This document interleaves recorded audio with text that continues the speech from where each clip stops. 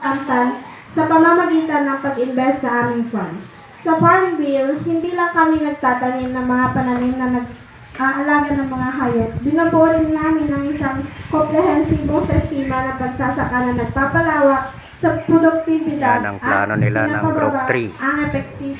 Ang epekto sa kapaligiran. Kabilang sa aming mga pasilidad at aktibidad ay ang mga sumusunod.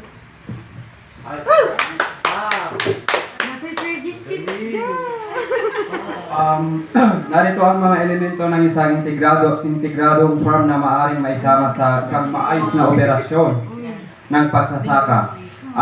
Andito po yung irrigated canal, meron po siyang irrigated canal, nagbibigay ng tubig para sa iba't ibang gawain sa pagsasaka tulad ng irrigation ng pananim at mga palaisdaan.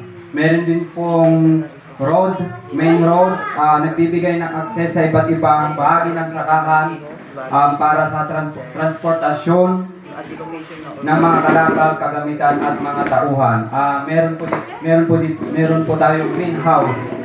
Nagbibigay ng tahanan para sa may-ari o tagapamahala ng sakahan at maaring may kasamang opisina po.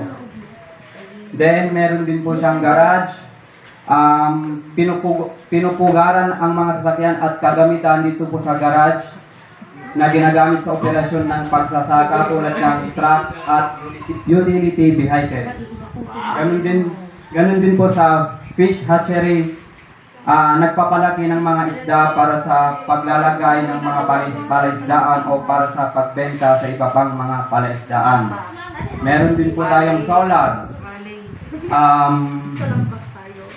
Nagbibigay ng renewable na enerhiya para sa pagpapatakbo ng mga gawain sa sakahan. Tulad po dito sa rice field, dito sa fish pond, and tulad ng mga bomba na irrigation, ilaw at kagamitan.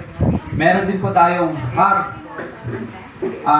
Itinataguyod para sa production ng karne na pinamamahalaan ng mga dumi sa pamamagitan ng pagkompos